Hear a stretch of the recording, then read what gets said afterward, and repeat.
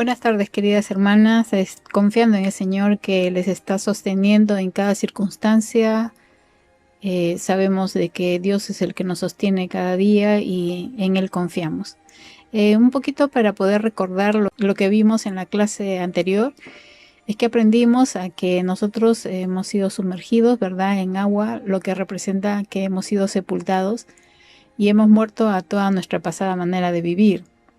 Y bueno, entendimos de que esta vida vieja quedó sepultada y que también hemos muerto para el mundo.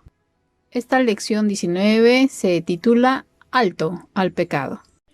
Por eso el día de hoy vamos a leer en Romanos 6:11, dice: así también ustedes deberían considerarse muertos al poder del pecado y vivos para Dios por medio de Cristo Jesús. El texto nos llama a reflexionar que ya estamos muertas al poder del pecado.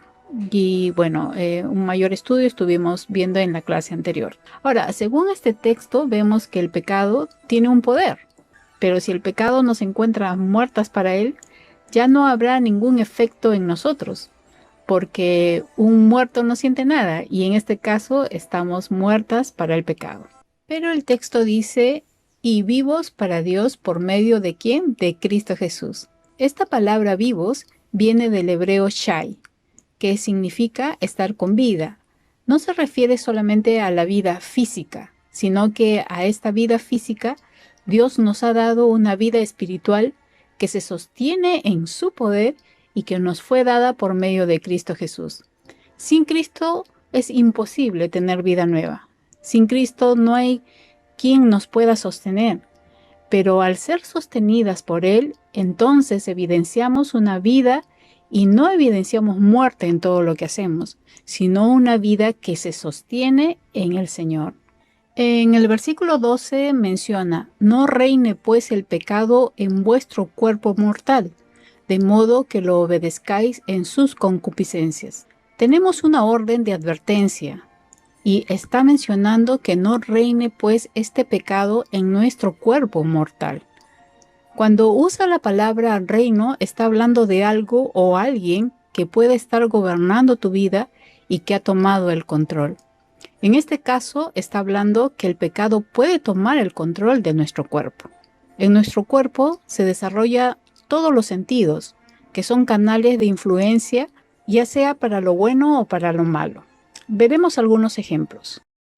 Uno de los sentidos que vamos a ver es nuestra vista, o sea, nuestros ojos. O lo contaminas o cortas con ese pecado y te resistes al mal.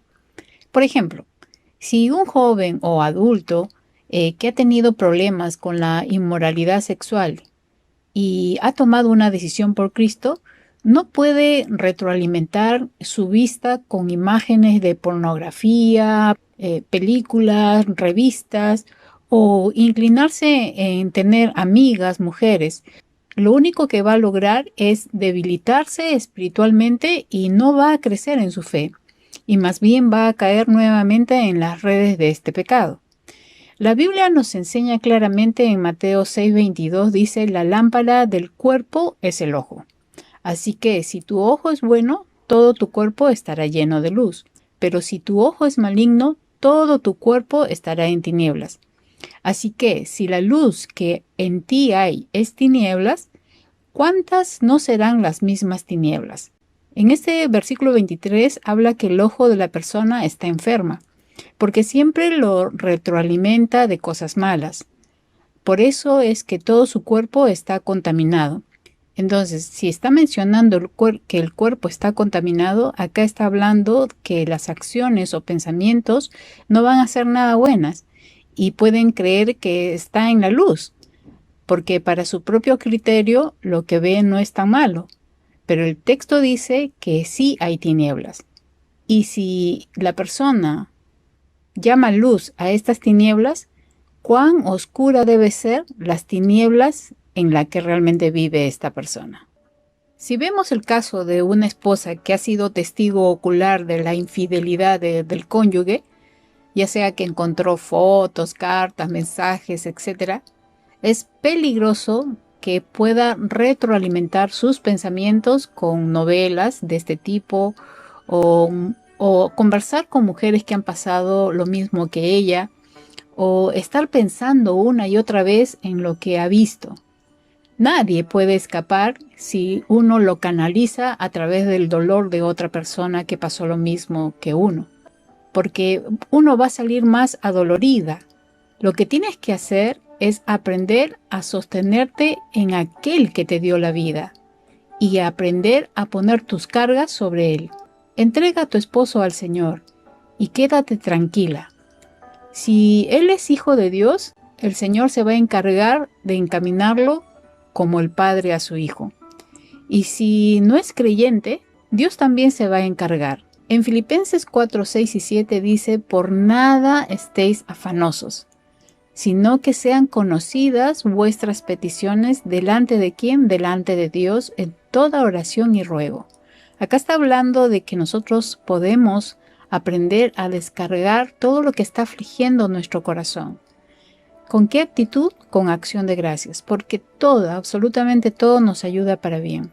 Y dice, y la paz de Dios que sobrepasa todo entendimiento, no lo vas a entender, pero Dios va a poner en ti una paz si es que tú aprendes a descargar en Él. Dice, guardará vuestros corazones y vuestros pensamientos en Cristo Jesús.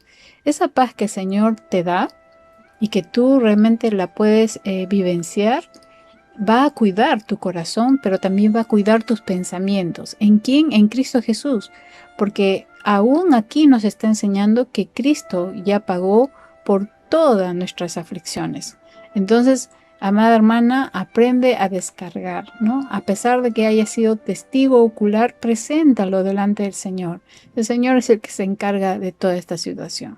Por ningún motivo debes dejar que el pecado controle la manera en que vives. No resbales ante los deseos pecaminosos que solamente son temporales, pero los resultados de estos deseos pecaminosos tienen un final de condenación eterna. Recuerda que la palabra nos dice en 1 Juan 2:15 al 17, dice, no améis al mundo ni las cosas que están en el mundo. Si alguno ama al mundo, el amor del Padre no está en él. Porque todo lo que hay en el mundo, los deseos de la carne, los deseos de los ojos y la vanagloria de la vida, no provienen del Padre, sino del mundo. Y el mundo pasa, querida hermana, y dice también el texto, el mundo pasa y sus deseos, pero el que hace la voluntad de Dios permanece para siempre. En este pasaje nos habla que si nuestro corazón está inclinado hacia el mundo, es porque el amor del Padre no ha calado profundo en nosotros. Para nosotros debe ser suficiente la gran muestra de amor de Dios a través de Jesús. Si no creemos en este amor práctico, hemos rechazado el mensaje de verdad, ese mensaje de amor y esperanza que Dios nos ha dado. Nos habla que todo lo que proviene del mundo solo tiene la finalidad de satisfacer nuestra humanidad. Y lo menciona el texto. Dice, deseos de la carne, deseos de los ojos y la vanidad de la vida.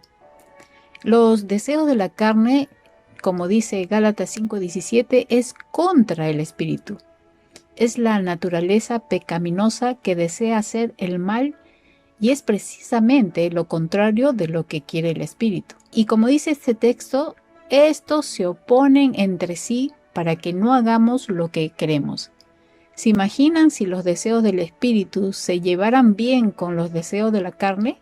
En primer lugar, no habría cambio en nosotras y llevaríamos a cabo acciones deshonrosas en todo momento. Pero gracias al Espíritu Santo que tenemos en nuestras vidas, podemos discernir entre lo bueno y lo malo. El Espíritu Santo nos va a hacer recordar la palabra, que es el buen tesoro que tenemos en nuestro corazón como un buen depósito. Y cuando el Espíritu Santo nos lleva a recordar la palabra, crea en nosotros una resistencia para no pecar. Y de esa manera no caemos en nuestros propios deseos. Los deseos de los ojos es todo lo que hay en el mundo, que despierta intereses propios que queremos que nos satisfagan.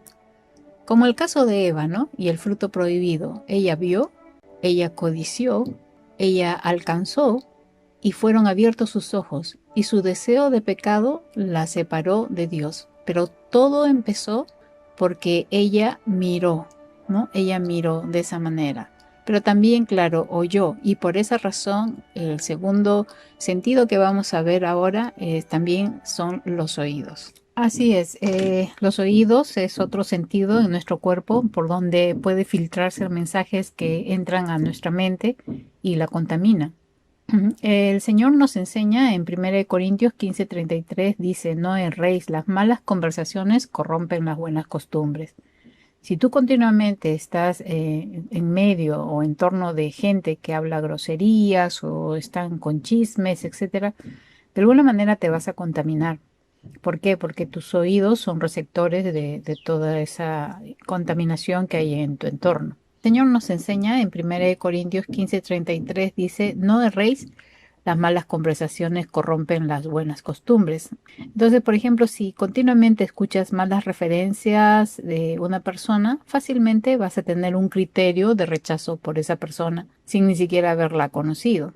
Igualmente, si continuamente estás escuchando chismes o groserías, fácilmente van a entrar a tu mente y te vas a contaminar.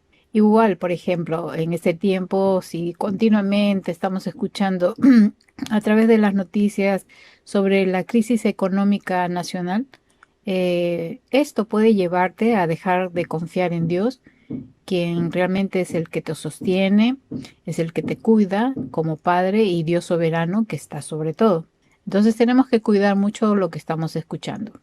Una de las cosas que está sucediendo es de que continuamente en las noticias se está criticando al presidente, se están quejando contra su gobierno y su gabinete, y fácilmente tú puedes volverte crítica y dejarás de orar por él y su familia y también por todos los gobernantes. Pero la palabra nos enseña que tenemos que orar por ellos. Aunque nosotros no estemos de acuerdo con su forma de gobierno, ellos necesitan de Dios y es necesario orar por ellos, por su familia, que ellos puedan llegar realmente al conocimiento de la verdad. Otro peligro latente en estos tiempos es escuchar diferentes doctrinas cerradas que pueden traer dudas en cuanto a tu fe en Dios. Por ejemplo, en este tiempo se está dando mucho los mensajes de prosperidad, que todo te tiene que ir bien, que tienes que ser feliz, y ese es un error. La vida cristiana no siempre es de flores, ¿no? Entonces, ahora que vienen los últimos tiempos donde se ha acrecentado la persecución a la iglesia cristiana, entonces nosotros sabemos que la palabra se va a cumplir y que definitivamente es un tiempo de entrenamiento donde Dios nos está preparando justamente para el día de mañana. Una de las cosas que he estado pensando en estos días es de que a veces las pruebas cada vez son mucho más fuertes, ¿no? Ya sea en tu entorno familiar o también nacional. Y si nosotros no resistimos las pruebas pequeñas, por ejemplo, si has tenido algún conflicto con tus hijos o con tu esposo, si tú no sales de estas pruebas pequeñas y no aprendes a descansar en el Señor, tú no vas a poder enfrentar las pruebas mayores que vienen en estos últimos tiempos. Entonces demos gracias a Dios, ¿no? Por las cosas que están pasando, las cosas que estamos escuchando, que esto no amenore nuestra fe, sino que más bien nos mantenga alertas, pero siempre en oración y dejando todo delante de Dios, ¿no? Entonces, una de las cosas que nosotros tenemos que aprender es a poner delante del altar todos nuestros sentidos para que el Señor los santifique. Y aun cuando estemos dormidas, estemos en paz y no estemos luchando con nuestros pensamientos que a veces no nos permiten conciliar el sueño. En el capítulo 6:13 dice, no dejen que ninguna parte de su cuerpo se convierta en un instrumento del mal para servir al pecado. En cambio, entréguense completamente a Dios porque antes estaban muertos, pero ahora tienen una vida nueva. Así que usen todo su cuerpo como un instrumento para hacer lo que es correcto para la gloria de Dios. Pablo está haciendo un paralelo de los miembros de nuestro cuerpo con instrumentos. Y si observamos bien, cada miembro de nuestro cuerpo tiene una función. Pero el consejo es que ninguna función de nuestro cuerpo debe prestarse a la iniquidad, ni tampoco ser canales de iniquidad. Quiere decir que por el lado tuyo no debe multiplicarse la maldad, pero sí por el lado tuyo debe determinar la maldad para que no se siga extendiendo. Entonces es aquí donde tú vas a decir alto al pecado. Por tomar un ejemplo, cuando tú usas un instrumento, el que venga a tu mente, tiene un fin que cumplir, porque para eso fue hecho. Por ejemplo, una linterna es para alumbrar, un carro para transportar, un lapicero para escribir, una tijera para cortar, etc. Si nosotros somos hechura nueva, si nuestro antiguo ser pecaminoso fue crucificado con Cristo para que el pecado perdiera su poder en nuestra vida y ya no somos esclavos del pecado, como lo vimos en la clase anterior, nuestro fin es que usemos todo nuestro cuerpo externo e interno como un instrumento para hacer lo que es correcto para la gloria de Dios. Quiere decir que tienes que agradarle en todo, como acabamos nosotros de leer en el versículo 13, ¿verdad? No dejando que ninguna parte de tu cuerpo se convierta en un instrumento de mal para servir al pecado. En cambio, entréguense que completamente a Dios, ¿no? Entonces, si antes estábamos muertas, ¿verdad? Ahora tenemos una vida nueva. Todo nuestro cuerpo, que es un instrumento, debe ser para la gloria de Dios. Hay un texto lindo que vamos a leer en Santiago 3:13. Nos dice, si ustedes son sabios y entienden los caminos de Dios, demuéstrenlo viviendo una vida honesta y haciendo buenas acciones con la humildad que proviene de la sabiduría. Lo que nosotros vamos a manifestar con nuestro cuerpo es por la gracia de Dios. Cuando Él nos ha dado esa hechura nueva, entonces es por su gracia. Entonces nuestro cuerpo debe manifestar justamente de que hemos recibido de esa gracia, de ese favor que no merecíamos, pero que sí la tenemos a través justamente del perdón, ¿no?, de Dios para con nuestras vidas y también de que nosotros hemos creído en esa obra perfecta en Jesucristo.